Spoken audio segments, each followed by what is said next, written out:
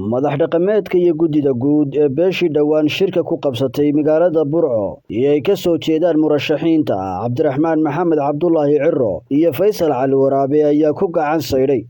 erga la sheegay inay ka shaqaynayeen sidii ay u kulansiin lahaayeen madaxweynaha iyo guddida guud ee beesha Garxajis ila wareedyo aad loogu kalsoon yahay ayaa Gobonimo TV u xaqiijiyay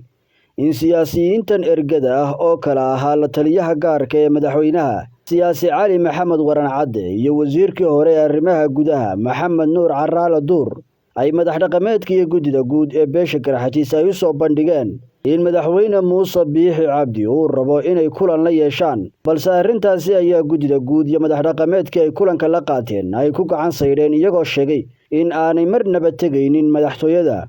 xogaha aan helaynaa waxay intaasi ku darayaan in sidoo kalena guddida guud ee beesha Garxajis ay ergadan ugu halceliyeen in go'aamadii ka soo baxay shirkii 3 cisho uga socday magaalada Burco ay weli halkoodii yaalaan sidoo kalena aanay jiraynin wax kulan ah oo ay ilaa hadda la qaadanayaan madaxweynaha iyo xukuumaddiisa toona ilaa iyo inta xal laga gaadhayo khilaafka adag ee waddanka ka jira ee doorashooyinku ay sababta u yihiin kulankan dhexmaray siyaasiyiinta ergada ah iyo guddidooda guud ee beeshaasi ka soo jeeda oo ka dhacay Hargeysa toddobaadkii hore ayaa waxa la sheegay inuu ku soo dhamaaday natiijo la'aan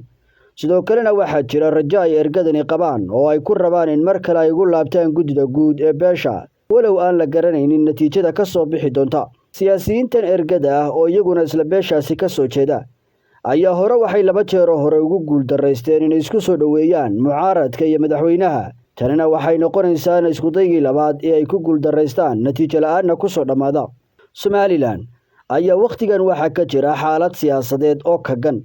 waxaana toddobaadkan mucaaradka Somaliland ay shaaciyeen in aanay aqoonsanayn kalsoonidiina ay kala noqdeen madaxweynaha Somaliland iyo xukuumaddiisa iyagoo markaasina ku sababeynaya in ay dhamaatay muddaxileedkii 5 sano ahaa ee la doortay waxaa si weyn la iskugu maandaafsan yahay sida ay u soo kala horeynayaan doorashooyinka madaxtooyada iyo ururada siyaasadda madaxweyne Muuse Biixi Cabdi ayaa isagu waxa uu rabaa in la qabto oo ay soo horeyso doorashada ururada siyaasadda isla markaasina 3 xisbi qaran ee ka soo baxa doorashadaasi ay galaan doorashada madaxtooyada halka mucaaradkuna ay rabaan iyaguna in la qabto doorashadii madaxtooyada oo dib u dhac ku yimi waqtigeedii lama garanayo xaalka Somaliland sida uu noqon doono